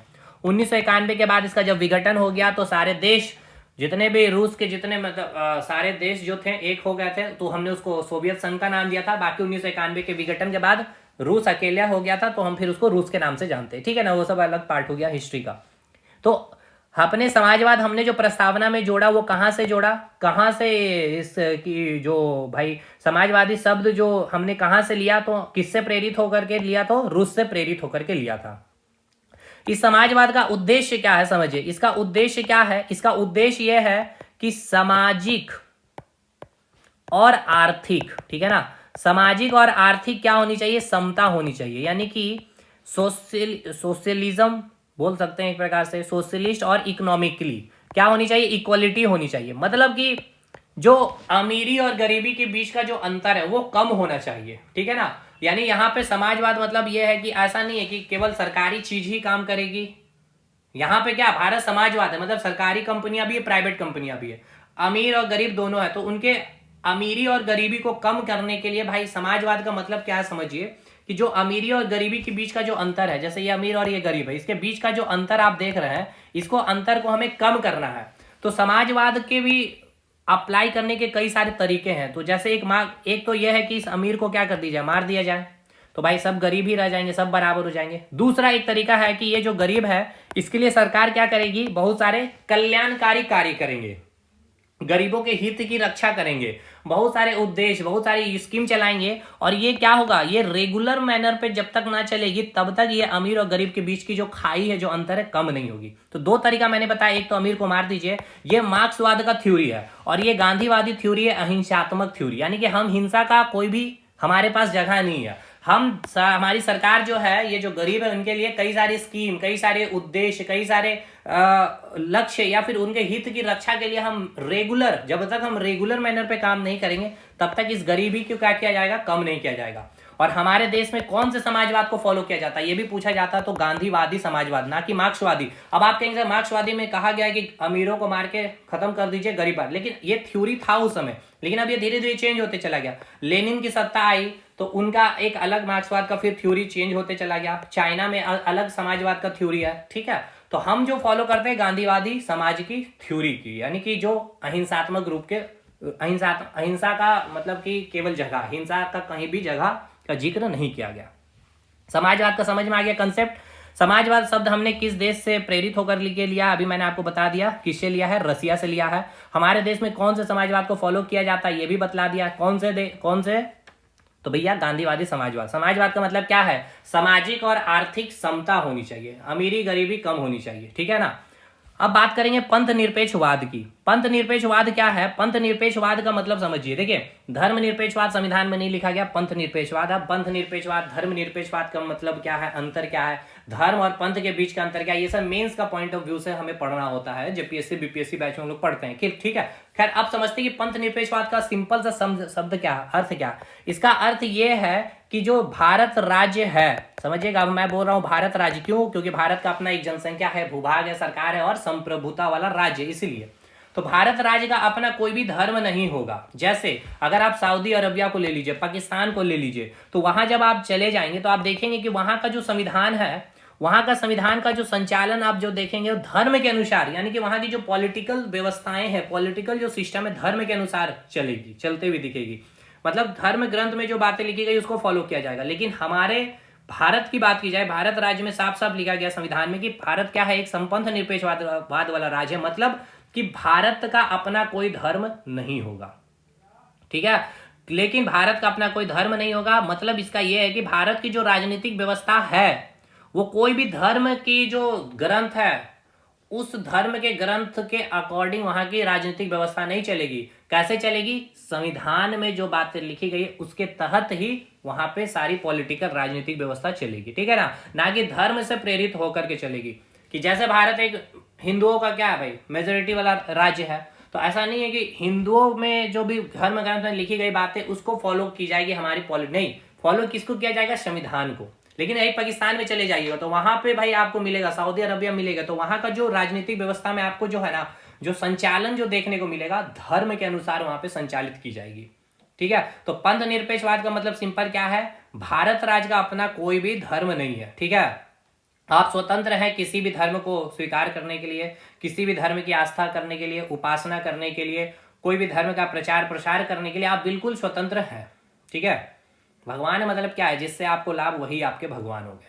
ठीक है, तो ये आपका हो गया पंथ निरपेक्षवाद का अर्थ। ठीक है, तो आपका हमारा जो संविधान है, हमारा संविधान क्या बोलता है कि भारत का अपना कोई धर्म नहीं होगा, आप अपने अनुसार आपकी जिसमें भाई दिलचस्पी है, जो आपको लगता है आप उनको स्वीकार कर सकते हैं। ठीक है, पंथ निरपेक्षवाद से अब कुछ क्वेश्चन आपको पूछे, निरपेक्षवाद से कुछ शब्द ये पूछे जाते हैं कि जैसे एक क्वेश्चन तो आपसे ये पूछा जाता है कि जो पंथ निरपेक्षवाद है, ये जो शब्द है ना, सबसे पहले इसकी शुरुआत कहां से हुई, तो फ्रांस से हुई थी। ठीक है ना, याद रखना कहां से शुरुआत हुई थी, फ्रांस से। ये सब चीज मुझे ऐड करना है कंटेंट में। फिर फ्रांस में पहली बार क्यों हुआ था वहां से शुरुआत, क्योंकि फ्रांस में पहली बार धर्म और सरकार को क्या किया गया था, व्यवहारिक स्तर पर अलग किया गया था। मतलब धर्म को अलग किया गया था, सरकार को अलग किया गया था। कहां, फ्रांस में। तो पंथ निरपेक्षवाद की शुरुआत कहां से हुई थी, फ्रांस से हुई थी।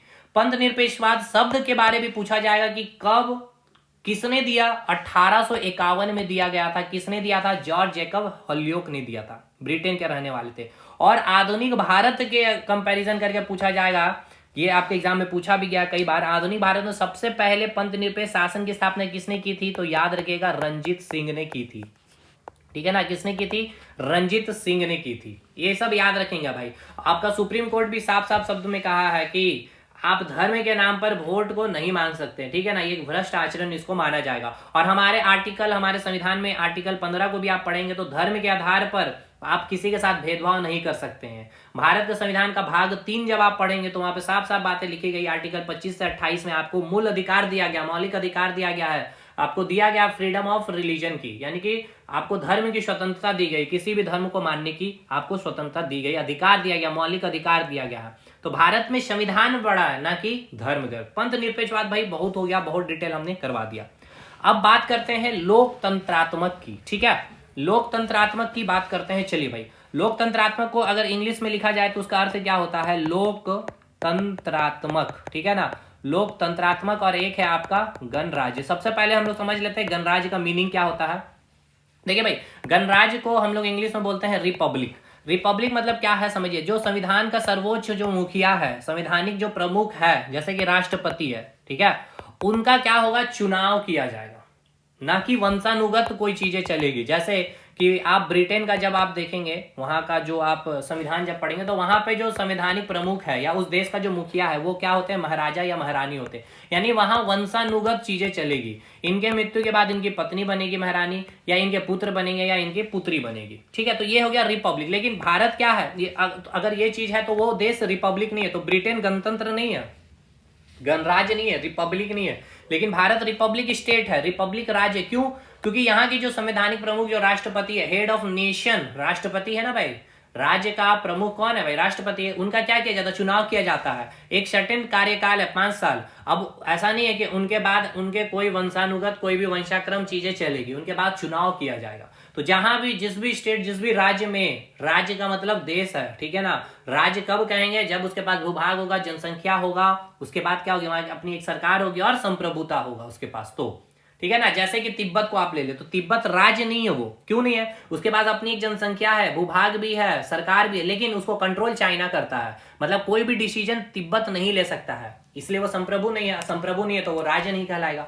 तो चलिए, गणराज्य का अर्थ समझ में आ गया। यानी हेड ऑफ नेशन को क्या किया जाएगा भाई, इलेक्शन के माध्यम। हाँ, वो डायरेक्ट हो सकता है या इनडायरेक्ट, कोई भी मीडियम हो सकता है, लेकिन वंशानुगत चीजें नहीं चलेगी। अब बात करते हैं लोकतंत्रात्मक। लोकतंत्रात्मक यानी कि डेमोक्रेसी। डेमोक्रेसी का अर्थ ही होता है क्या, कि लोगों या जनता का शासन होगा। मतलब लोगों का शासन होगा, या फिर कहा जाए तो जनता। देखिए, 2 वर्ड को समझ लीजिए, एक है लोक व्यवस्था, ठीक है, और एक है आपका जनतंत्र। तो देखिए, जनतंत्र का और लोक व्यवस्था का अर्थ को समझिए। लोक व्यवस्था मतलब लोगों का समूह की बात किया जा रहा, ठीक है ना, लोगों का समूह की बात किया जा रहा। जनतंत्र मतलब जन, यानी एक व्यक्ति की बात की जा रही है। हमारे नेताजी भी कहते हैं, सरकार की जो भी योजनाएं हैं वो जन जन तक पहुंचाई जाएगी, है ना, हर एक एक व्यक्ति के पास पहुंचाई जाएगी। और सरकार कोई भी स्कीम लागू करती है तो एक जनतंत्र के लिए नहीं, लोक व्यवस्था यानी कि एक ग्रुप के लिए, लोगों के समूह के लिए, हर लोगों को फायदा हो, कोई एक व्यक्ति को फायदा ना हो, है ना। तो 5 साल तक हम क्या होते हैं, लोक व्यवस्था के अंदर होते हैं, लेकिन एक दिन हम जनतंत्र कहे जाते हैं। कब? जब हमें वोट देने का अधिकार होता है, हम स्वतंत्र होते हैं, हर व्यक्ति को अधिकार है आपको अपने अनुसार किसी भी सरकार को चयन करने के लिए। तो कुल 5 साल में केवल एक दिन हम जनतंत्र होते हैं, बाकी दिन हम क्या होते हैं, लोक व्यवस्था के तहत ही होते हैं। कंसेप्ट क्लियर है? हाँ, तो बात कर रहे थे हम लोग लोकतंत्र के बारे में, यानी डेमोक्रेसी का मतलब समझ में आया क्या है? क्या इसका मतलब ये है कि यहाँ पे क्या होगा, जनता का शासन होगा। आप समझिए, अब्राहम लिंकन ने बड़ी खूबसूरत से इन्होंने समझाया था, इन्होंने डेफिनेशन दिया था लोकतंत्र का।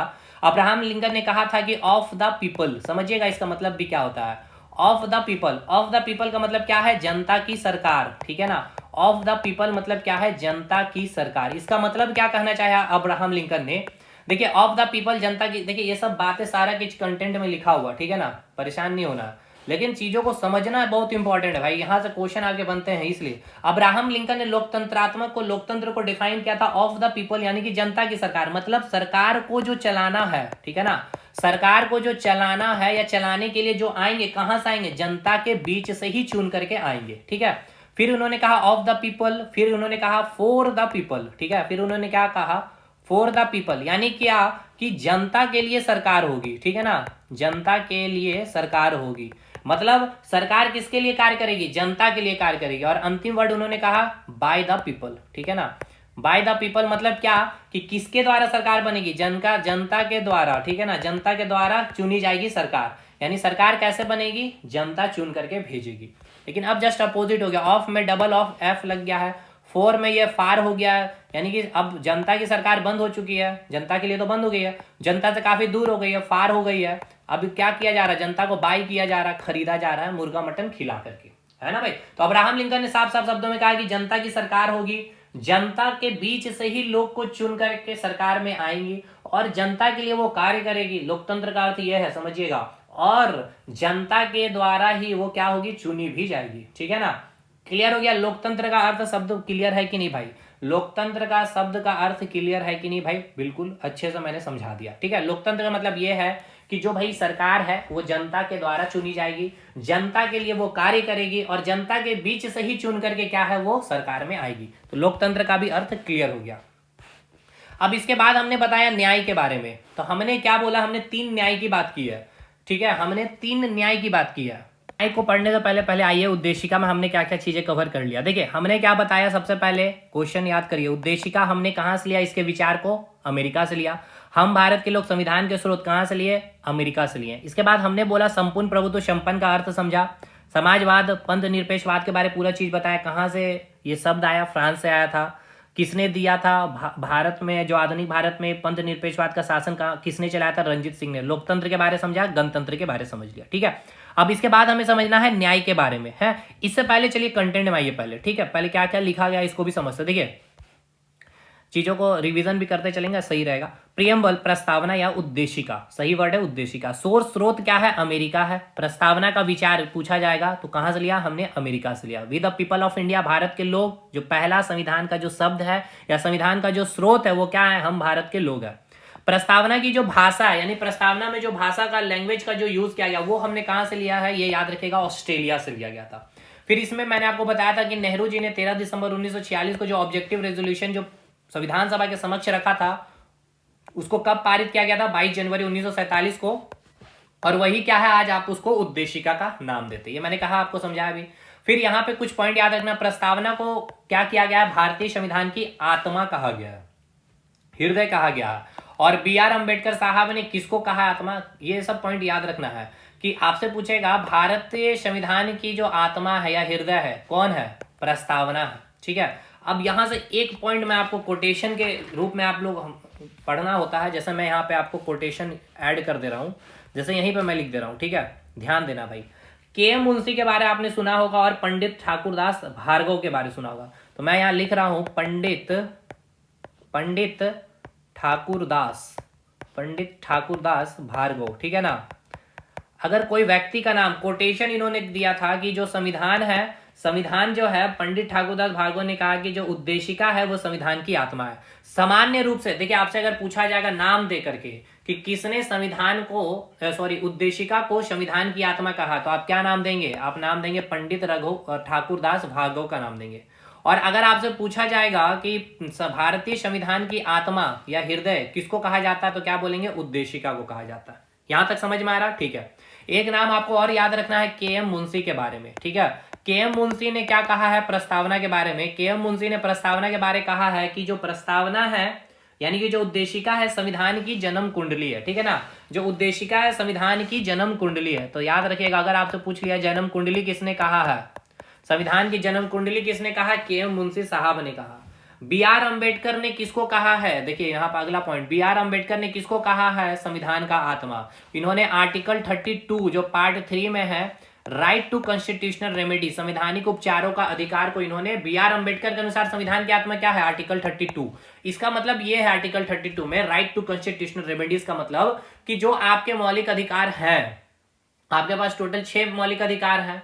स्वतंत्रता का अधिकार है, किसी भी धर्म को मानने का अधिकार है। तो वो 6 के 6 जो मौलिक अधिकार है, अगर आप 6 के 6 में से कोई भी मौलिक अधिकार का अगर आपका हनन होता है तो आप इसके लिए क्या कर सकते हैं? सुप्रीम कोर्ट या फिर हाई कोर्ट जा सकते हैं। और इस के तहत सुप्रीम कोर्ट और हाई कोर्ट क्या है, इनको पावर है 5 रिट जारी करने की। तो ये बी आर अंबेडकर ने कहा है कि एक्चुअल में संविधान की आत्मा राइट टू कॉन्स्टिट्यूशनल रेमेडीज है। पंडित ठाकुर दास भागवत के अकॉर्डिंग किसको कहा? उद्देशिका को कहा इन्होंने संविधान की आत्मा। सामान्य रूप से पूछा जाएगा भारतीय संविधान की आत्मा कौन है, तो प्रस्तावना है। के एम मुंशी के द्वारा अगर आपसे पूछा जाएगा तो क्या है? आपकी संविधान की जन्म कुंडली है प्रस्तावना। और ये बहुत सारे कोटेशन है, लेकिन आपके एग्जाम के लिए उतना इंपॉर्टेंट नहीं है। अर्नेस्ट बकल के हिसाब से बोला जाता है। ठीक है, फिर पूछा जाता है अल्लादी कृष्ण स्वामी अय्यर ने क्या कहा उद्देशिका को, तो वो सब इंपॉर्टेंट नहीं है आपके एग्जामिनेशन के लिए। यहां तक चीजें क्लियर है। चलिए आगे बढ़ते हैं। प्रियम्बल को संविधान की कुंजी भी कहते हैं, ये भी पॉइंट याद रखिएगा। हम प्रियम्बल को एक और नाम से जानते हैं, संविधान की कुंजी के भी नाम से। अब एक पॉइंट यहां से समझिएगा, देखिए 3 शब्द आपको याद रखना है। एक तो आपको समाजवाद मैंने समझा दिया है, सेक्युलरिज्म पंथ निरपेक्षवाद समझा दिया, और एक है आपका इंटीग्रिटी यानी अखंडता। चलिए इसको भी समझ लेते हैं। इंटीग्रिटी अखंडता मतलब क्या है कि भारत का टुकड़ा टुकड़ा नहीं, मतलब भारत को टुकड़ों में नहीं बांटा जा सकता। देखिए यहां जब आपने पढ़ा संविधान जो उद्देशिका आपने पढ़ा, तो यहां पे आपने पढ़ा था बंधुत्व बढ़ाने, ये देखिए अखंडता की बात की थी, यानी इंटीग्रिटी इसी को कहते हैं। तो देखिए जब संविधान लागू हुआ, जब संविधान, चलिए यहां आइए, यहां देखिए यहां पे क्या बोला बताया जा रहा समझिएगा। जब संविधान लागू हुआ 26 जनवरी 1950 को, ठीक है, तो इस समय हमारे संविधान में सोशलिज्म यानी कि समाजवाद ये शब्द, उसके बाद सेक्युलरिज्म यानी कि पंथ निरपेक्षवाद, और ये जो इंटीग्रिटी, ये 3 शब्द हमारे प्रस्तावना में नहीं थे।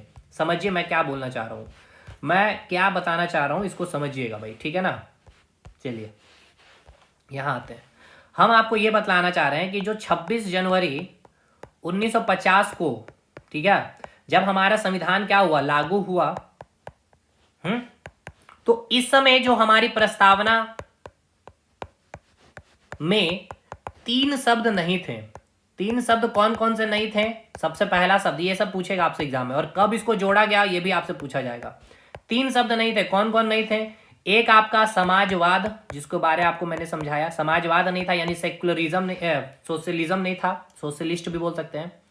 इसके बाद फिर आपको क्या जोड़ा गया भाई? इसके बाद आपको पंथ निरपेक्षवाद ना, हाँ जी, पंथ निरपेक्षवाद जोड़ा गया, और अखंडता, ठीक है ना, अखंडता यानी कि इंटीग्रिटी, ये 3 शब्द बाद में जोड़ा गया था।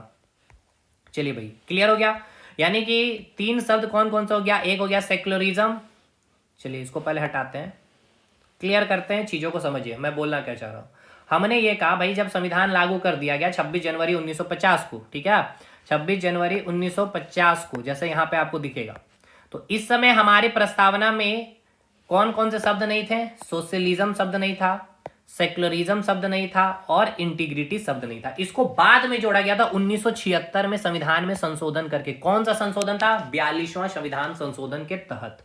यहां तक अभी समझ के चलिए, अभी हम और भी आगे आपको समझाएंगे। अब एक बात यहां पे देखिए, वही मैंने लिखा है जो प्रस्तावना में जो लिखित बिंदु, we the people of India, हम भारत के लोग हैं, ठीक है। अब देखिए एक बात याद रखिएगा, जो 26 जनवरी 1950 को जब संविधान लागू हुआ, तो इसमें इसको हम कहते हैं मूल संविधान, ठीक है ना, यानी कि जो संविधान को जब लागू किया गया था 26 जनवरी 1950 में, तो आपसे पूछा जाएगा कि मूल संविधान में प्रस्तावना में कौन से 3 शब्द नहीं थे? तो एक कौन सा शब्द नहीं था? सोशलिज्म नहीं था, इंटीग्रिटी नहीं था, और सेक्युलरिज्म नहीं था, ठीक है ना।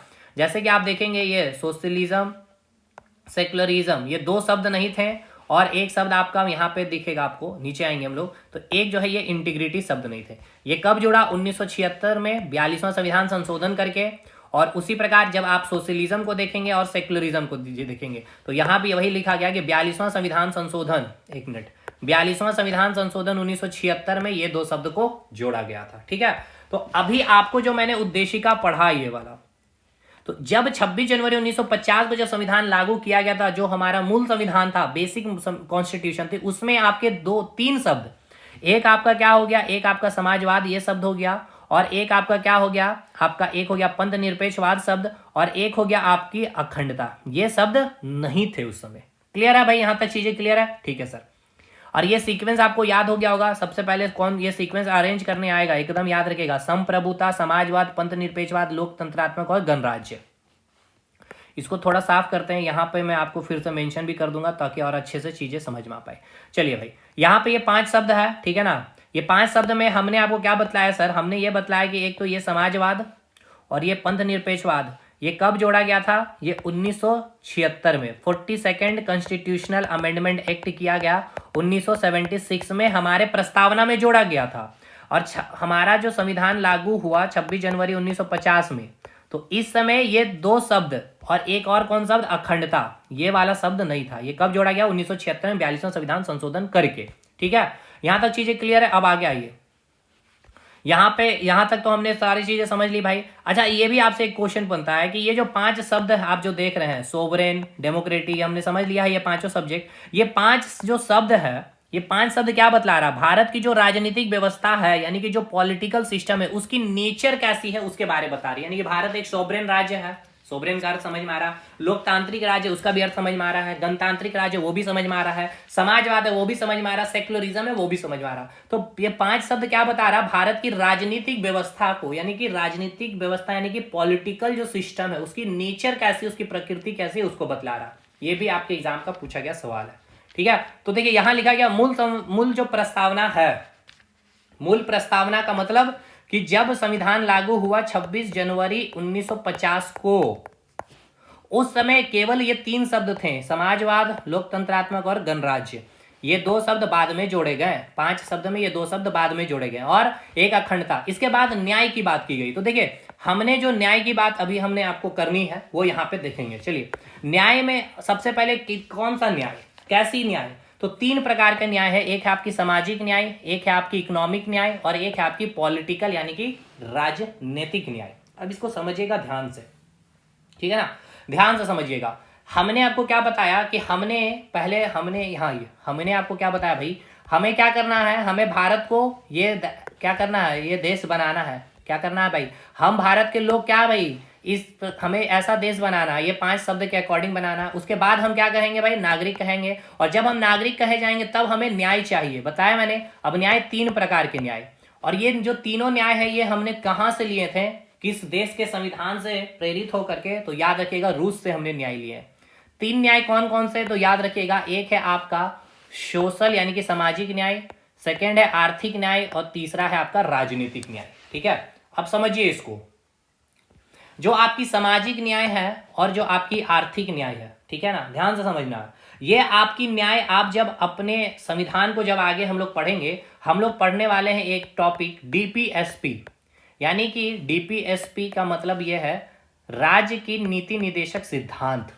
ये राज्य का नीति निर्देशक सिद्धांत जो है ना, ये सुनिश्चित करता है कि जो देश के जो नागरिक हैं उनको सामाजिक, ठीक है, सामाजिक यानी कि सोशलिस्ट न्याय, जस्टिस, और इकोनॉमिकली जस्टिस दी जाएगी। अब ये डीपीएसपी क्या है ये हम लोग आगे के चैप्टर में पढ़ेंगे। मैं आपको ये बतलाना चाह रहा हूं कि जो हमारी प्रस्तावना में लिखा गया है, न्याय की बात की गई है। कितनी न्याय? 3 प्रकार की न्याय है, सोशल, इकोनॉमिक और राजनीतिक न्याय। ये हमने कहां से लिया भाई, याद रखिएगा, रूस से हमने लिए है। और ये तीनों न्याय में जो सामाजिक और आर्थिक न्याय है, ये हमारे संविधान में कहां जिक्र की गई है? डीपीएसपी में। मतलब कि सामाजिक और आर्थिक यानी कि सोशल और इकोनॉमिक जस्टिस हमें मिलेगी किसके अकॉर्डिंग? हमारे संविधान में कहां प्रावधान किया गया? डीपीएसपी में प्रावधान किया गया। और तीसरा जो न्याय है आपका पॉलिटिकल यानी कि राजनीतिक न्याय जो है, ये हमें सुनिश्चित कहां पे मिलती है? हमारे संविधान में हमारी जो मूल अधिकार है, तो हम लोग पढ़ेंगे मौलिक अधिकार के बारे में। मौलिक अधिकार में प्रावधान किया गया है आर्टिकल 12 से 35 जो हम लोग पढ़ेंगे पूरा का पूरा, इसमें ही देखेंगे हमारा जो राजनीतिक न्याय क्या क्या है, उसमें हम पढ़ लेंगे मौलिक अधिकार में। कहने का मतलब यह है, आपसे एग्जाम में अगर पूछ लिया जाए कि जो हमारी प्रस्तावना में जो न्याय है, सोशल और इकोनॉमिक न्याय यानी कि सामाजिक और आर्थिक न्याय, ये हमारे संविधान की कौन से आर्टिकल में, तो भैया आर्टिकल आपसे पूछा जा सकता है या फिर आपसे पूछा जा सकता है हमारे संविधान में कहां इसका प्रावधान किया गया, तो डीपीएसपी में किया गया। अब डीपीएसपी में फिर हम लोग देखेंगे आर्टिकल 36 से आर्टिकल 51। यह आपसे पूछा जाएगा जो राजनीतिक न्याय है हमारे संविधान में कौन से अनुच्छेद के तहत हमें मिलेगी, तो आर्टिकल 12 से 35, या फिर किसमें प्रावधान किया गया, तो मूल अधिकार में किया गया। क्लियर। फिर हमने बात किया क्या, फ्रीडम, नागरिक बन गया तो हमें न्याय चाहिए भाई, 3 प्रकार की न्याय हमने देख लिया, ठीक है। फिर हमें स्वतंत्रता चाहिए, लेकिन स्वतंत्रता, फ्रीडम या लिबर्टी आप इसको बोल सकते हैं, ये स्वतंत्रता जो हमने मांगी, क्या क्या मांगी, एक विचार की, एक्सप्रेशन अभिव्यक्ति की, विश्वास करने की, धर्म और वर्शिप करने की। लेकिन ये जो 3, ये जो हमने फ्रीडम जो लिए हैं, हमने कहां से लिए हैं, फ्रांस से लिए हैं, ठीक है ना। हमने कहां से लिए थे भाई, ये सारी चीजें हमने फ्रांस से लिए हैं। तो अब जैसे कि अगर आप देखेंगे कि विचार और अभिव्यक्ति के बारे में, ठीक है ना, ये दोनों पॉइंट के बारे में, विचार और अभिव्यक्ति को जब देखेंगे तो आप आर्टिकल 19 का सब क्लॉज 1 जब पढ़ेंगे तो वहां पर बात की गई है आपकी थॉट की और एक्सप्रेशन की स्वतंत्रता की, ठीक है ना। मैं आपको आर्टिकल भी बताते चल रहा हूं। उसके बाद जब आप बिलीफ देखेंगे, विश्वास की, धर्म की और उपासना की, इसकी जो स्वतंत्रता है जो हमारे प्रस्तावना में लिखा गया है, तो प्रस्तावना तो एक सार है ना, अब इसका जिक्र हमारे आर्टिकल संविधान में किया गया, तो कहां किया गया वो मैं आपको बता रहा हूं। जब आप आर्टिकल वही मौलिक अधिकार जब पढ़ेंगे 25 से 28, राइट टू फ्रीडम, वहां पे आपको विश्वास की, फेथ की, वर्शिप की जिक्र की गई है। क्लियर है भाई, यहां तक चीज है। इसके बाद फिर हमने समता की बात की है ना। हमने किसके बात की है, इक्वलिटी, यानी कि समानता वर्ड नहीं है सही, याद रखिएगा ये वर्ड बिल्कुल सही नहीं है, यहाँ पे समता वर्ड होगा, इसलिए मैं यहाँ लिखूंगा समता, ठीक है ना, समता। तो समता हमने कहां से लिया था, ये भी हमने फ्रांस से लिया है। स्वतंत्रता, न्याय हमने कहां से लिया भाई, न्याय शब्द जो अपने हमने किस देश के संविधान से प्रेरित होकर के लिया, रूस से प्रेरित होकर के लिया। और उसके बाद फ्रीडम हमने किससे प्रेरित होकर लिया है, तो भाई फ्रांस से लिया है। समता, इक्वलिटी भी हमने किससे प्रेरित होकर के लिया, फ्रांस से। तो कैसी समता चाहिए, स्टेटस, पद की, और अपॉर्चुनिटी यानी कि अवसर की। तो जब आप देखेंगे समता, इसकी जो बात की गई है आपके आर्टिकल, आप जब फंडामेंटल राइट्स आप पढ़ेंगे तो आर्टिकल 14 से जब 18 में हम लोग जब पढ़ेंगे तो उसमें हम लोग बात करेंगे क्षमता की, अधिकार की, ठीक है ना, इक्वलिटी की, स्टेटस की, अपॉर्चुनिटी की, ठीक है। इसके बाद फ्रेटर्निटी, बंधुत्व, बंधुत्व का, अच्छा बंधुत्व का भी ये जो शब्द हमने लिया है किससे प्रेरित होकर के, फ्रांस में। फ्रांस की क्रांति हुई थी 1789 में, ठीक है ना, 1789 में, उसी से हमने, फ्रांस की क्रांति जो हुई थी ना, उसका नारा ही था, उसका नारा क्या था भाई, उसका नारा क्या था, स्वतंत्रता, ठीक है ना। उसका नारा क्या था, एक तो स्वतंत्रता नारा था, ये रहा आपका स्वतंत्रता। उसके बाद एक आपका नारा था क्षमता, और उसका एक नारा था बंधुत्व। फ्रांस की क्रांति की, ठीक है ना, फ्रांस की क्रांति कब हुई थी, 1789 में। उसकी नारा ही थी क्या भाई, एक तो स्वतंत्रता नारा थी, एक क्षमता नारा थी, और एक बंधुत्व। तो ये तीनों शब्द हमने कहां से लिए भाई, फ्रांस से लिए। चलिए आगे बढ़ते हैं। फ्रेटर्निटी यानी कि भाईचारा, यानी डिग्निटी ऑफ इंडिविजुअल, स्वयं का आत्मसम्मान, और यूनिटी, एकता। बाद में फिर हमने 1976 में इंटीग्रिटी शब्द को जोड़ा है। तो देखिए ये सब अपने जितना भी चीज देखा, चाहे आप इक्वलिटी को देख लें, चाहे फ्रेटर्निटी यानी कि बंधुत्व की बात कर लें, स्वतंत्रता की बात कर लें, न्याय की बात कर लें, ये सभी मूल संविधान में लिखे हुए थे। 26 जनवरी 1950 को जो संविधान लागू हुआ था, ये सारी चीजें मौजूद थे। लेकिन एक शब्द नहीं था आपका, कौन, अखंडता, और 2 शब्द इधर नहीं थे, कौन, एक सोशलिज्म, समाजवाद, और पंथ निरपेक्षवाद। समझ में आया। ये हमारे प्रस्तावना में कब जोड़ा गया, 42वां जब संविधान संशोधन हुआ था, यानी कि संविधान में जब 42 बार संशोधन हुआ था 1976 में, तब ये 2 शब्द और एक और, यानी 3 शब्द अखंडता को जोड़ा गया था। अखंडता का मतलब समझ में आ रहा ना, इंटीग्रिटी। इंटीग्रिटी मतलब हम देश को टूटने नहीं देंगे, ठीक है ना।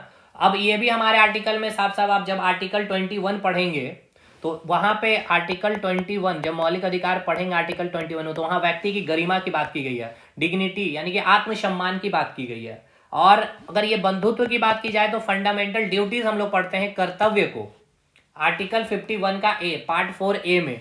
तो ये देखिए मैंने पूरा आर्टिकल वगैरह बहुत कुछ डिटेल मैंने आपको बता भी दिया, फिर भी कोई बात नहीं, चलिए अच्छी बात है कि चीजें को आप समझ पा रहे हो अच्छे से।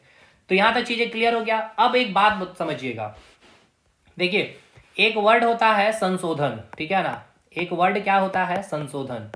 संशोधन का मतलब क्या है, इंग्लिश में कहते हैं इसको अमेंडमेंट, ठीक है ना। अमेंडमेंट का मतलब क्या है, संविधान में हम लोग क्या करेंगे, संशोधन करेंगे। जैसे संविधान का निर्माण हो रहा है कब, 1950 में हमारे संविधान के निर्माता कर रहे हैं। उस समय की जो सिचुएशन है, उस समय जो देश की जनसंख्या है, उस समय देश का जो एजुकेशन सिस्टम, उस समय देश की जो इकोनॉमिक स्थिति है, उसके अकॉर्डिंग। लेकिन आज जब 2024 में देख रहे हैं, क्या देश की जो education system same as it is वैसा ही है, क्या जनसंख्या वैसा ही है, क्या इन्वायरमेंट का जो कंडीशन वैसा ही है, क्या इकोनॉमिक सिस्टम वैसी है, नहीं है। तो अब उस समय जो कानून बना है, तो हो सकता है शायद अभी उसको फिट ना बैठे, तो हम उसको क्या कर सकते हैं, हटा सकते हैं, या फिर क्या कर सकते हैं, कुछ चीजों को जोड़ सकते हैं, या उस नियम को थोड़ा सा हम थोड़ा इजी सरल बना सकते हैं, या और भी ज्यादा रिस्ट्रिक्ट कर सकते हैं। तो कैसे, तो अमेंडमेंट करके सरकार को आर्टिकल 368 जब आप पढ़ेंगे, तो आर्टिकल 368 में सरकार को प्रावधान दिया गया है कि आप संविधान में क्या कर सकते हैं, संशोधन कर सकते हैं, ठीक है, संशोधन कर सकते हैं। लेकिन एक बात अब आपको याद रखना है, समझना भी है कि संशोधन आप किसका करेंगे, जो संविधान का अंग होगा, ठीक। संविधान का जो अंग होगा उसमें ही सरकार या संसद क्या कर सकती है, संशोधन कर सकती है। तो जब आपकी संविधान को जब लागू किया गया 26 जनवरी 1950 को, ठीक है, उस समय जो हमारी प्रस्तावना है, हमारी जो प्रस्तावना है उस समय संविधान का अंग नहीं था। समझिएगा ध्यान से, संविधान का क्या है, अंग नहीं है, संविधान का अंग नहीं है। प्रस्तावना क्या है, मैंने अभी आपको समझाया, प्रस्तावना क्या है, उद्देशिका क्या है, संविधान की सार इसमें लिखी गई है, संविधान की इसमें निचोड़ लिखी गई है। आप जब प्रस्तावना या उद्देशिका को पढ़ते हैं तो आपको समझ में आता है कि जो संविधान के जो निर्माण करने वाले जो लोग थे, जो निर्माता थे, उनकी सपने क्या थे, उनके सपने की झलक आपको देखती है, वो देश को कैसा बनाना चाहते थे, उनके दीर्घकालीन जो थॉट विचार थे, वो आपको प्रस्तावना से समझ में आता है। प्रस्तावना उद्देशिका को पढ़ने के बाद हमें यह समझ में आ सकता है कि हम जिस भी देश की प्रस्तावना को पढ़ रहे हैं, अमेरिका की या फिर भारत की, तो आप केवल प्रस्तावना को 1 पेज 2 पेज पढ़ के ही समझ जाएंगे कि उस देश का पॉलिटिकल सिस्टम या ढांचा या वहां की जो संविधान है वो कैसे होगी। तो ये जब 26 जनवरी 1950 को संविधान लागू हुआ, तो ये प्रस्तावना संविधान का अंग नहीं था, याद रखना है। अब ये आपका एग्जाम में क्वेश्चन पूछा जाता है। लेकिन जब आज वर्तमान की बात की जाए, तो वर्तमान में अब जो प्रस्तावना है, वर्तमान में प्रस्तावना की बात की जाए तो प्रस्तावना जो है अब ये संविधान का अंग है। तो अब यहां से क्वेश्चन, कुछ केस है, कुछ मुकदमे हैं, यहां से 2 मुकदमे का नाम पूछा जाता है, ये आपको याद रखना है। अब देखिए, अगर संविधान का अंग नहीं है तो भैया आप इसमें क्या, प्रस्तावना में क्या आप कोई संशोधन कर सकते हैं, नहीं कर सकते। हमने कहा संशोधन कब कर सकते हैं, जब तक कि वो संविधान का अंग ना हो, ठीक है। क्योंकि हमारा आर्टिकल 368 में लिखा गया कि जो संसद है या जो सरकार है, उनको प्रावधान दिया गया, प्रोविजन दिया गया है कि आप संविधान में संशोधन कर सकते हैं, संविधान के किसी भी अंग में। लेकिन प्रस्तावना 26 जनवरी 1950 को जब संविधान लागू हुआ, तो उस समय प्रस्तावना संविधान का अंग नहीं था। ये बात है 1973 की, ध्यान देना है, यहाँ पे मैंने लिखा, चलिए पहले नोट्स में आइए तब आके चीजों को समझ में आएगा, ठीक है।